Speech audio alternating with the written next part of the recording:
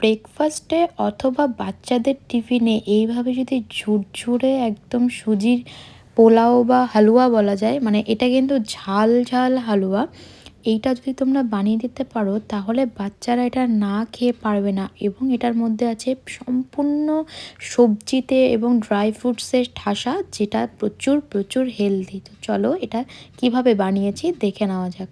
ফার্স্টে কাজু কিশমিশ পরিমাণ মতো ভিজিয়ে নিয়েছিলাম, তারপরে একটা প্যানের মধ্যে ঘি গরম করে তার মধ্যে কাঁচা লঙ্কা এবং ড্রাই ফ্রুটসগুলো, আমি এখানে চিনে বাদামও ইউজ করেছি, তোমরা চাইলে এটাকে স্কিপ করতে পারো, আমার ভীষণ ভালো লাগে তাই ওটা আমি দিয়েছি, তোমরা দিয়ে দেখো ভালো লাগবে আশা করি।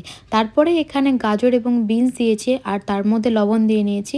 তোমরা তোমাদের পছন্দ মতো সবজি দিতে পারো, আমার কাছে এটাই অ্যাভেলেবেল ছিল। আমি 1 কাপ মতো সুজি দিয়ে এটাকে ভালো করে মিক্স করে নিয়েছি। আমার এখানে একটু ঘিটা কম মনে হচ্ছিলো তাই আমি ঘিটা দিয়েছি, তোমাদের অপশনাল, তোমরা না চাইলে সাদা তেল দিয়েও এটা করতে পারো, বাট ঘি দিয়ে করলে একটা সুন্দর স্মেল আসে, যেটা খুব ভালো লাগে। তারপর এখানে ভেজে থাকা ড্রাই ফ্রুটসগুলো দিয়ে আবারও একটু নাড়াচাড়া করে নিয়ে সুজিটা একটু লাল লাল হওয়া অবধি এটাকে ভালো করে মিক্স করে নেব এবং ভেজে নেব ভালো করে। তারপরে যেই কাপের মাপে আমি সুজিটা দিয়েছিলাম 1 কাপ, সেই কাপের মাপে 1 কাপ জল অল্প অল্প করে, একবারে কিন্তু জলটা ঢেলে দেবো না, অল্প অল্প করে সেদ্ধ হওয়ার জন্য অল্প অল্প করে ঢালবো এবং অল্প অল্প করে মিক্স করব।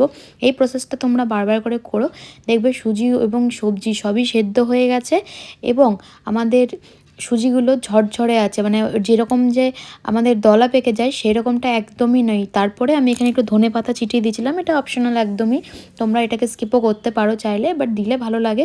তোমরা একবার অবশ্যই কিন্তু ট্রাই করে জানিও। আর তোমাদের পরিমাণ মতো লবণটা দিও, আর এর মধ্যে কোনো এক্সট্রা মশলা যাবে না, জাস্ট এইটারই যা টেস্ট হবে সেটাই কিন্তু খেতে অপূর্ব হয়। তোমরা একবার অবশ্যই বানিয়ে আমাকে কমেন্ট করে জানিও কেমন হয়েছিল। আর ফেসবুকে বা ইনস্টাগ্রামে দেখে থাকলে ফলো করতে ভুলো না, সাবস্ক্রাইব করে দিও, যদি ইউটিউবে দেখে থাকো লাইক কমেন্ট শেয়ার করে দিও। আবার দেখা হচ্ছে নেক্সট ভিডিওতে, টাটা।